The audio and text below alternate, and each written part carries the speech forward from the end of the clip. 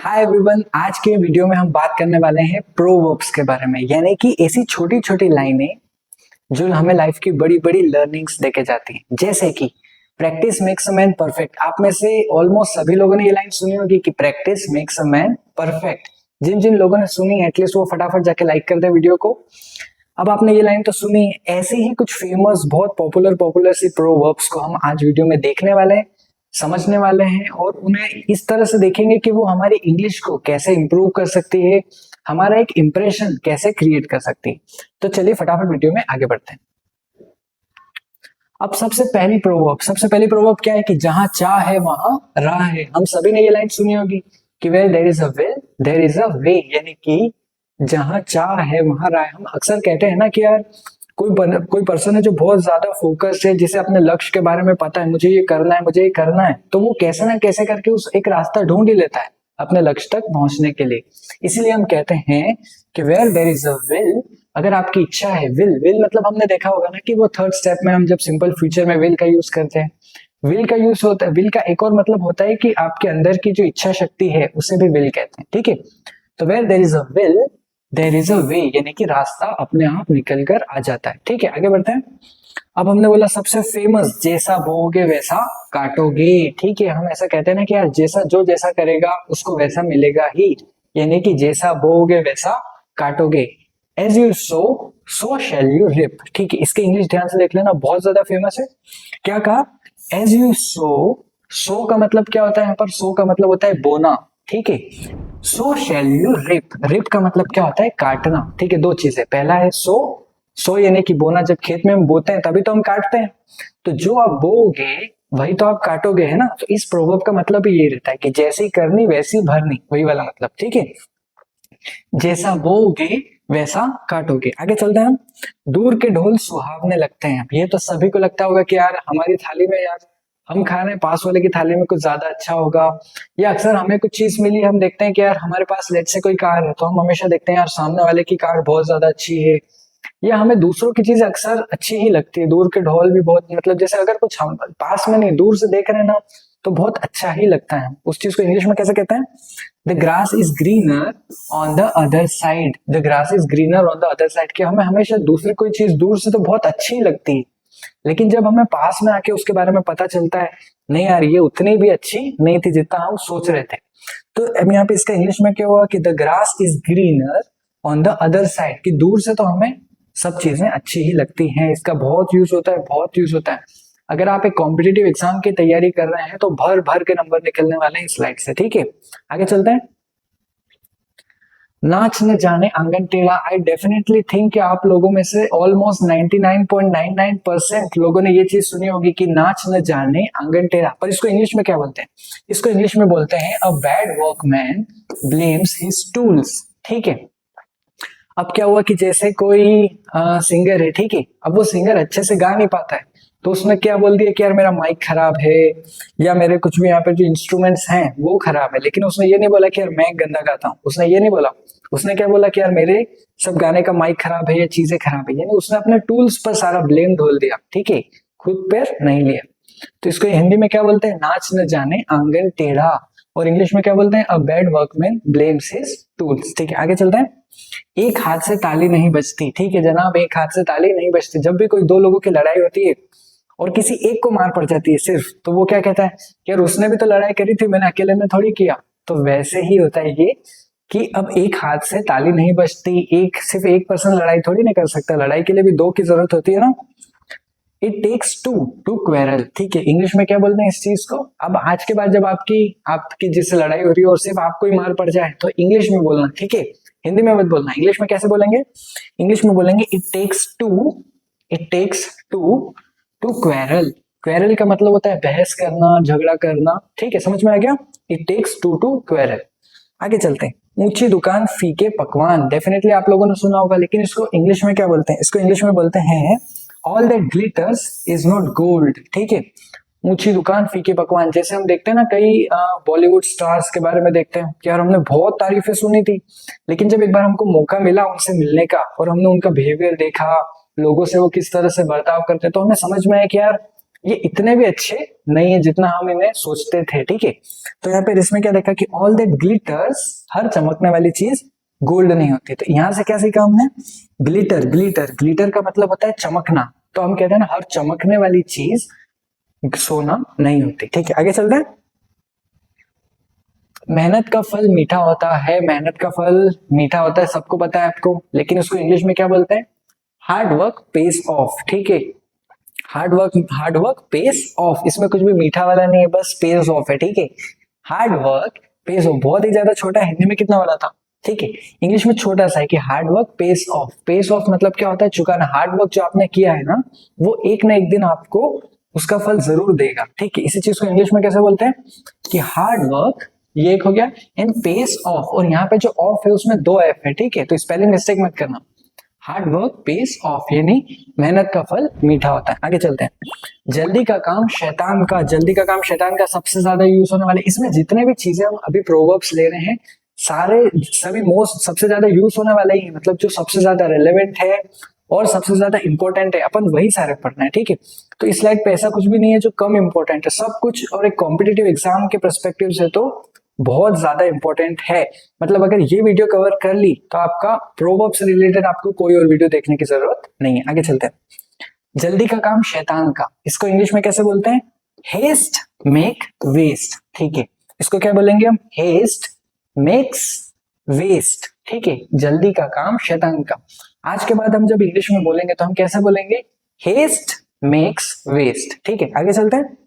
गरजते बादल बरसते नहीं है, आपने देखा है ना, कुछ लोग बहुत ज्यादा कहते हैं, अरे मैं तो ये कर दूंगा, अरे मैं तो वो कर दूंगा, अरे मैं तो ये कर दूंगा, लेकिन जब एक्चुअल में करने की बात आती है तो वो जो गरजने वाले बादल होते हैं वो बरसते नहीं है, ठीक है, वो कुछ भी काम नहीं करते। तो अब हमने हिंदी में तो देख लिया कि गरजने वाले बादल बरसते नहीं है, बरसते कम है। इंग्लिश में कैसे बोलते हैं, इंग्लिश में बोलते हैं बार्किंग डॉग्स सेल्डम बाइट, ठीक है।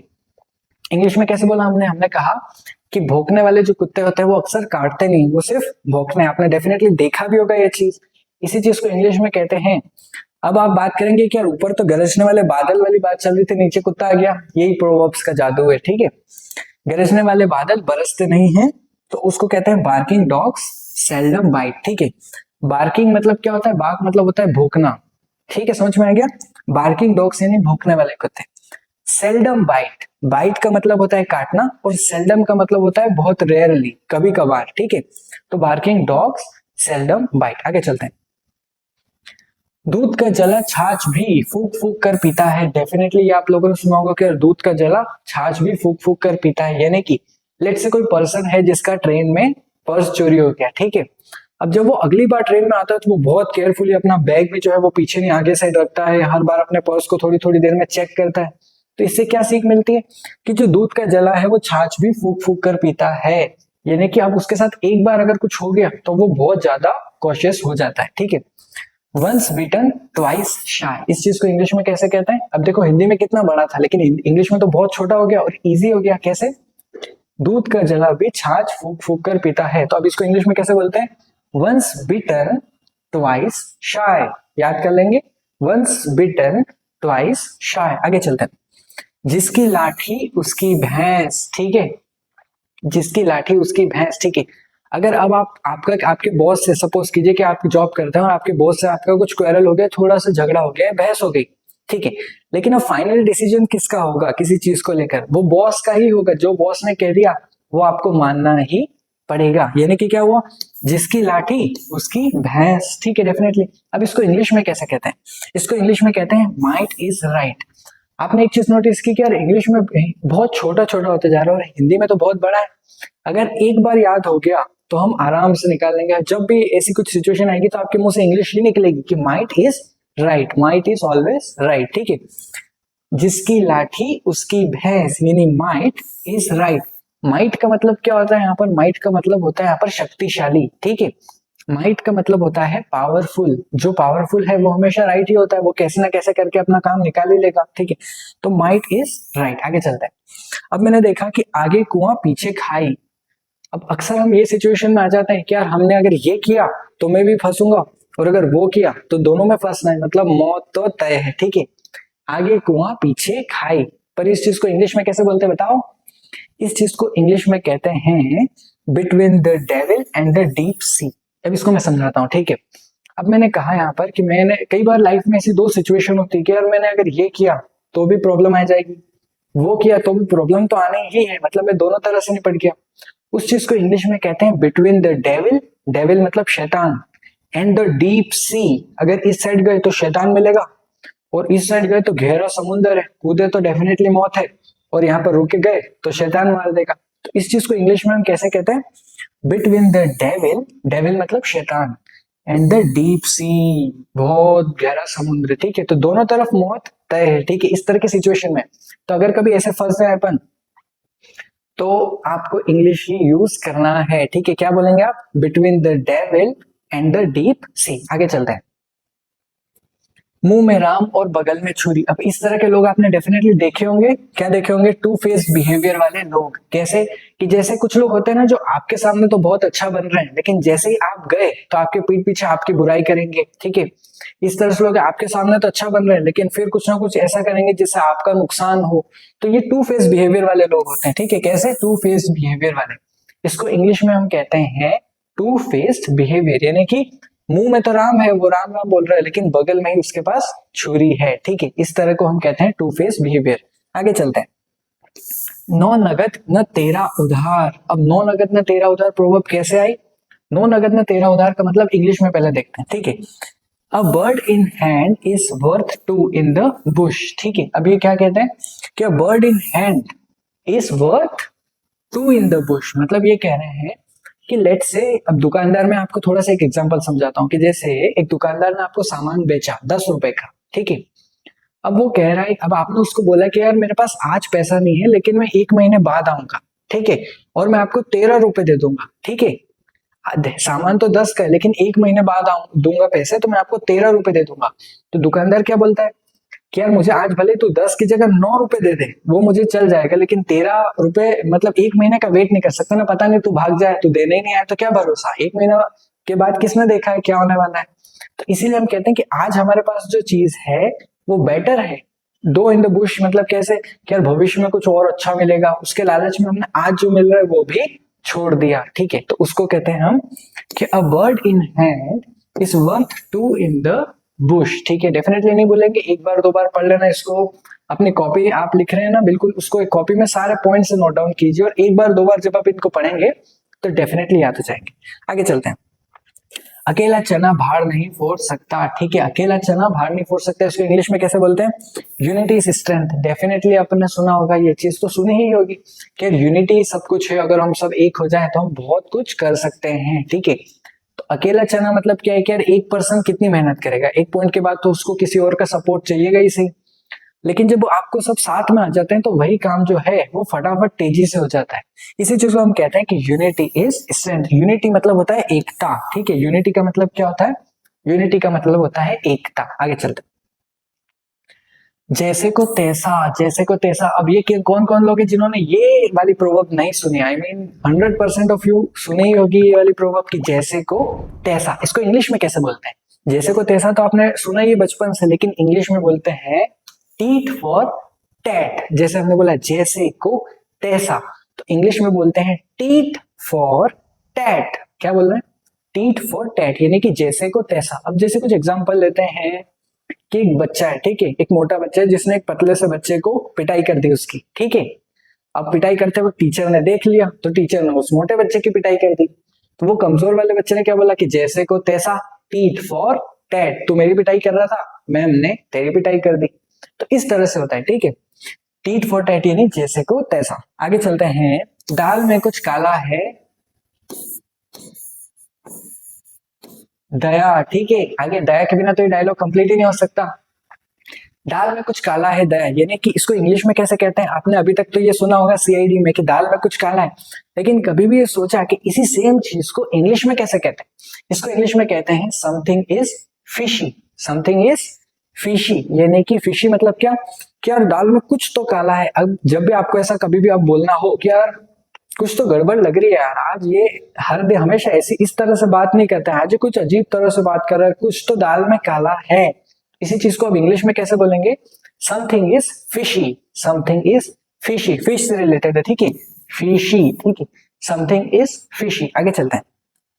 भगवान भी उन्हीं की मदद करते हैं जो खुद की मदद करता है। ठीक है, अब डेफिनेटली ये देखा होगा कि यार कुछ लोग होते हैं जो बस भगवान के भरोसे बैठ जाते हैं कि यार भगवान तो मेरी मदद कर देंगे, मैं काम ही क्यों करूं, मुझे सब कुछ ऑटोमेटिक मिल जाएगा। लेकिन भगवान भी उन्हीं की मदद करते हैं जो खुद की मदद करता है। ठीक है, तो उसको इंग्लिश में कैसे कहते हैं? उसको इंग्लिश में कहते हैं गॉड हेल्प्स दोस। गॉड भी उन्हीं की मदद करते हैं हु हेल्प्स देमसेल्व्स। ठीक है, देमसेल्फ नहीं है, देमसेल्व्स उसका प्लूरल फॉर्म है। ठीक है, यहाँ पे देमसेल्व्स। अब क्या बोला कि भगवान भी उन्हीं की मदद करते हैं जो खुद की मदद करता है। God helps those who helps themselves. ठीक है, चले आगे। अब हमने देखा कि जाको राके साइया मार सके ना कोई। अब आप में से कोई भी नहीं होगा जिसने ये तो नहीं सुना होगा, हर मूवीज में हम डायलॉग देखते हैं कि जाको राके साइया मार सके ना कोई।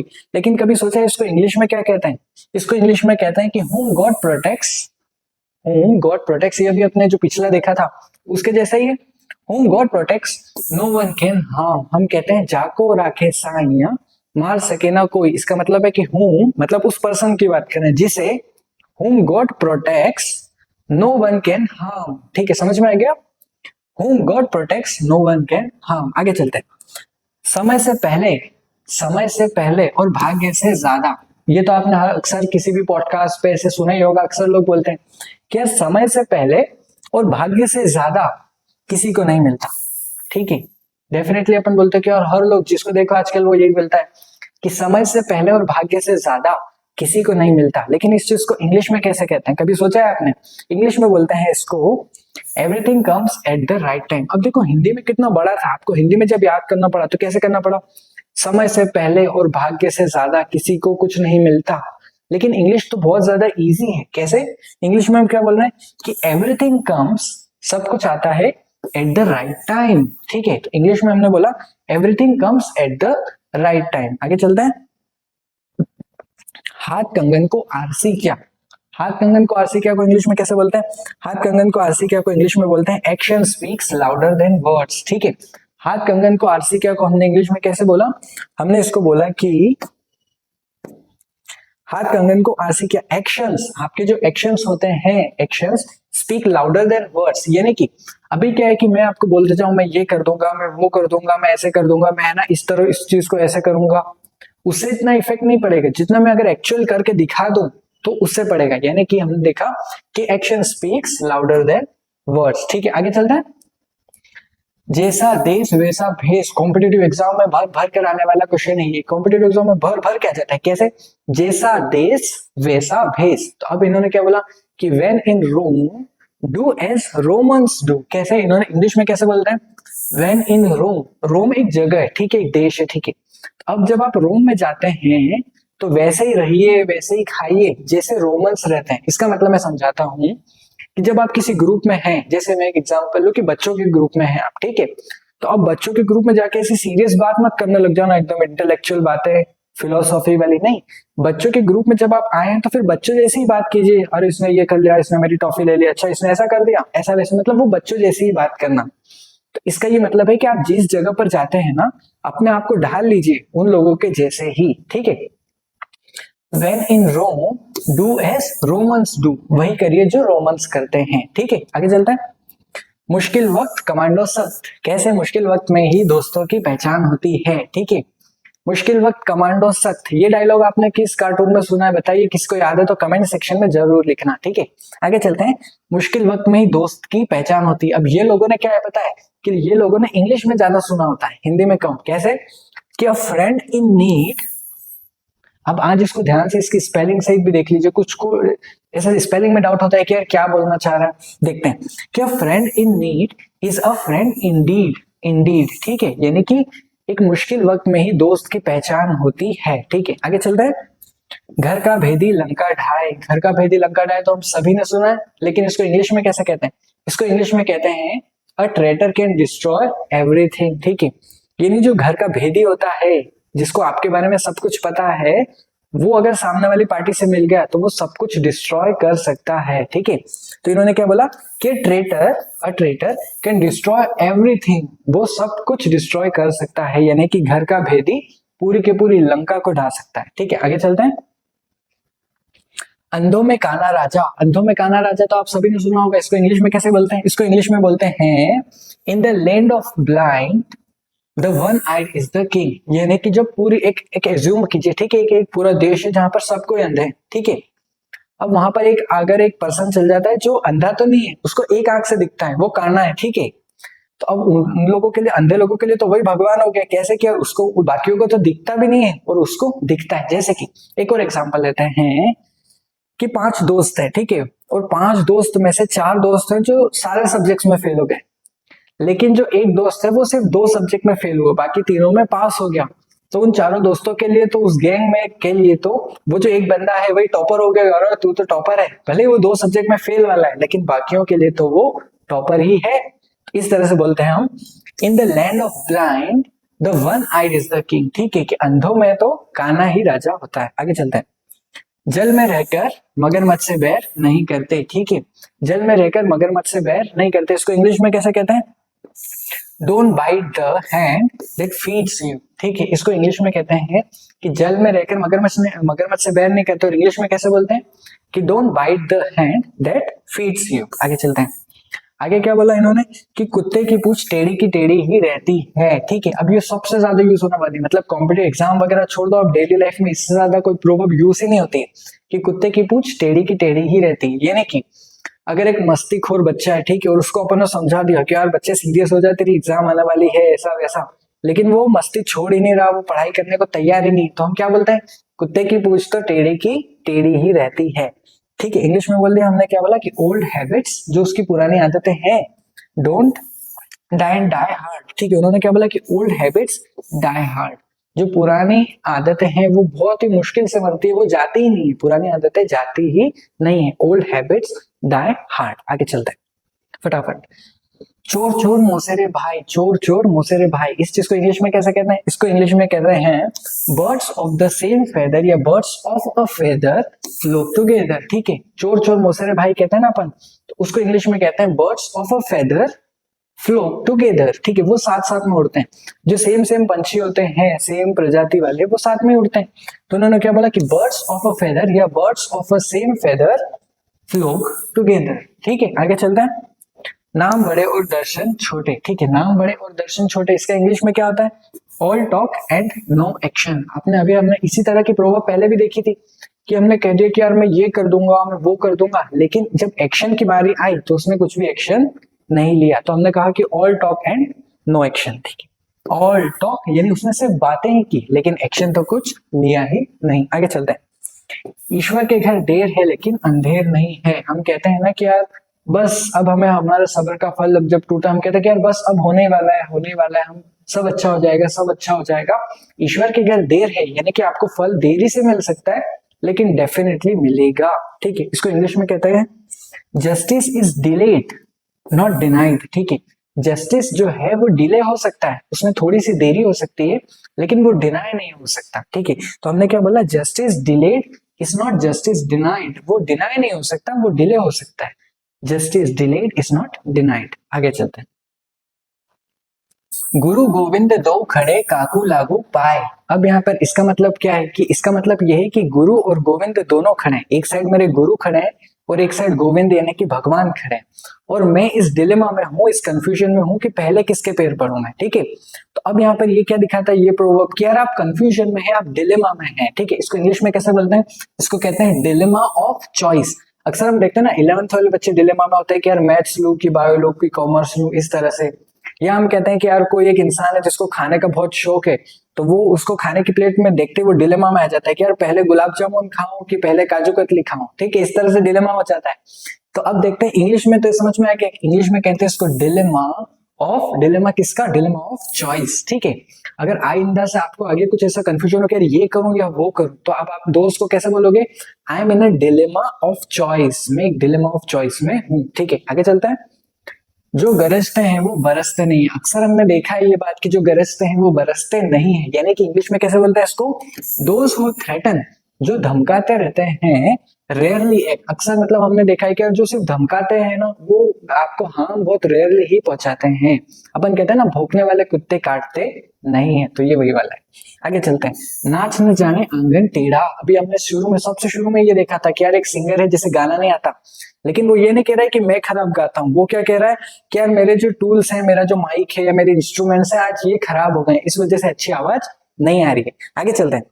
ऊंट के मुंह में जीरा, इसको इंग्लिश में कैसे बोलते हैं पहले वो देखते हैं। ऊंट के मुंह में जीरा को a drop in the ocean, क्या जैसे समुद्र है, अब समुद्र में से आप एक बूंद निकाल दो या फिर एक बूंद डाल दो, क्या समुद्र को कोई फर्क पड़ेगा? बिल्कुल भी फर्क नहीं पड़ेगा। इसी तरह से इसको हम कहते हैं कि a drop in the ocean, यानी ऊंट के मुंह में जीरा। आगे से हम इंग्लिश में ही बोलेंगे, ऊंट के मुंह में जीरा नहीं बोलने वाले, पर क्या बोलेंगे? A drop in the ocean. आगे चलते हैं। चादर देखकर पांव फैलाओ, अब ये सबसे ज्यादा आपने देखा होगा किसी शो में या किसी मूवी में, अक्सर आपने सुना होगा कि यार जितनी चादर है उतने ही पांव फैलाओ, इस तरह से। लेकिन कभी सोचा है इसको इंग्लिश में कैसे बोलते हैं? इसको इंग्लिश में बोलते हैं कट योर कोट। क्या बोलते हैं? Cut your coat according to your cloth. ठीक है, कि आपके पास जितना कपड़ा है उतने का ही क्लोथ बनाओ। ठीक है, तो अब यहाँ पे क्या बोला? कट योर कोट, कोट को कटना है किस according? According to your cloth, कि जितना आपके पास कपड़ा है उसी के हिसाब से आप अपना कोट बनवाओ। ठीक है, आगे चलते हैं। तो ये समझ में आया कि इंग्लिश में, हिंदी में तो आपने सुना है कि यार जितनी चादर हो उतने ही पांव फैलाओ, और इंग्लिश में कहते हैं cut your coat according to your cloth. आगे चलते हैं। अब पछताए होत क्या जब चिड़िया चुग गई खेत, ये सबसे ज्यादा कौन बोलता है पता है? हमारे टीचर्स हमको ही बोलते हैं कि यार तुमने साल भर तो पढ़ा नहीं, और अब जब परसों एग्जाम आने वाली है और अब तुम्हें समझ में आ रहा है कि यार इतना पढ़ना है और कैसे पढ़ना और एक साथ रटने की कोशिश कर रहे हो, जो कि होने वाला नहीं है। तो वो क्या कहते हैं कि अब पछताए होत क्या जब चिड़िया चुग गई खेत। तो इंग्लिश में कैसे कहते हैं? इंग्लिश में कहते हैं it is of no use crying, it is of no use crying over spilt milk. ठीक है, कि अब दूध तो फट चुका है, अब उसके पीछे रोने से कोई फायदा नहीं है। आगे चलते हैं। आधा ज्ञान संकट का सामान, आधा ज्ञान संकट का सामान सबसे डेंजरस सिचुएशन है। कैसे? कि मैं एग्जांपल लेता हूं कि लेट से 3 स्विमर्स हैं, ठीक है, 3 तैरने वाले हैं। पहले को बहुत अच्छे से तैरना आता है तो वो तो सीधे छलांग लगा देगा और निकल जाएगा बाहर। दूसरा जिसको बिल्कुल भी तैरना नहीं आता है वो तो पानी से दूर ही रहेगा, बाबा अपने बस की बात ही नहीं। ठीक है, लेकिन तीसरा जिसको थोड़ा बहुत तैरना आता है, मतलब उसको है कि तैरना तो आता है लेकिन मतलब अभी है लर्निंग स्टेज में, क्या उसे एक अच्छी तेज धारा वाली नाव में, उसमें नदी में कूदना चाहिए क्या नाव से? बिल्कुल भी नहीं, बिल्कुल भी नहीं। क्यों? क्योंकि वो बहुत डेंजरस सिचुएशन हो जाएगी। तो इंग्लिश में कहते हैं a little learning is a dangerous thing. ठीक है, कि लिटिल लर्निंग जो है वो बहुत ज्यादा डेंजरस साबित हो सकती है। आगे चलते हैं। अब हमने देखा पैसे पेड़ पर नहीं उगते, ऐसा डायलॉग जो सबसे ज्यादा आपको सुनने को मिलता है। ठीक है, उसको इंग्लिश में कैसे कहते हैं? कि money doesn't grow on trees, यानी कि पैसा जो है वो पेड़ पर नहीं उगता। लिटरल मीनिंग भी लग रहा है डायरेक्ट कि पैसा पेड़ पर नहीं उगता है, and money doesn't grow on trees. ठीक है, आगे चले। अधजल गगरी छलकत जाए, इसको इंग्लिश में कैसे बोलते हैं? पहले इंग्लिश देखते हैं कि shallow water makes much noise, यानी कि आपने देखा होगा अक्सर कि यार क्लासरूम में जब टीचर पढ़ाते हैं तो जो बच्चा जिसको कुछ भी नहीं आता ना, जीरो नॉलेज है, वो चुपचाप बैठा होता है। जिसको सब कुछ आता है ना 100%, वो भी शांत बैठा होता है। लेकिन जिसको ये बीच में 40, 70, 50% वाले लोग हैं ना, सबसे ज्यादा यही उछलते हैं। ठीक है, तो इन्हीं के लिए ये प्रोवर्ब बनी है कि shallow water makes much noise, यानी कि एक घड़ा है जिसमें फुल भरा है वो, उसमें से भी आवाज नहीं आएगी। एक घड़ा है जो पूरा खाली है, उसमें से भी आवाज नहीं आएगी। लेकिन जो आधा भरा है उसका ही पानी इधर उधर होकर आवाज करता है। तो ये इनके लिए प्रोवर्ब है क्या? कि shallow water makes much noise. आगे चलता है। बूंद बूंद से ही घड़ा भरता है, यही हमको अभी तक हमें सीख मिली है कि कोई डिफिकल्ट काम होता है जो हम सोचते हैं कि यार ये तो बहुत डिफिकल्ट काम है, ये कैसे होने वाला है, तभी हमको हमारे बड़े कहते हैं कि यार बूंद बूंद से ही घड़ा भरता है, यानी कि तुम स्टार्ट तो करो, धीरे धीरे अपना काम ऑटोमेटिकली होने लगेगा। इसको इंग्लिश में कैसे कहते हैं पता है? इसको इंग्लिश में कहते हैं take care of the pennies and the pound will take care of themselves. ठीक है, इन्होंने कहा पेनीज का मतलब होता है सिक्के छोटे छोटे, ठीक है, और पाउंड मतलब बड़े नोट। तो इन्होंने कहा कि तुम छोटे छोटे सिक्कों का ध्यान रख लो, बड़े बड़े नोट जो है ना वो अपना ध्यान खुद रख लेंगे। यानी कि तुम छोटे कामों को तो पहले निपटाओ, बड़े काम जो है वो ऑटोमेटिक होने लगेंगे। आखिर हम देखते हैं कि समझदार को इशारा ही काफी है। समझदार को क्या इशारा काफी है? कि ये जो वीडियो है ये किसी भी कॉम्पिटिटिव एग्जाम के लिए अगर उसमें प्रोवर्ब आती है तो उसके लिए सफिशिएंट है। इस वीडियो से बाहर कुछ भी नहीं आने वाला है, और भर भर के ये वीडियो जो है वो आपको नंबर देगी, चाहे आपके बोर्ड की एग्जाम हो, कॉलेज की एग्जाम हो या कॉम्पिटिटिव एग्जाम हो। तो इसको इंग्लिश में कैसे कहते हैं? पहले अभी इंग्लिश में कहते हैं a word to the wise is sufficient, यानी कि वाइस मतलब होता है बुद्धिमान, ठीक है। तो बुद्धिमान लोगों को आपको ऐसे समझाना नहीं पड़ता, आप बस उनको इशारा भी कर दो ना तो उनके लिए वो काफी होता है। तो इसी के साथ हमारा प्रोवर्ब वाला वीडियो खत्म होता है। अगर वीडियो अच्छा लगा हो तो लाइक कीजिए, शेयर कीजिए और एक कमेंट जरूर कीजिएगा। Thank you so much.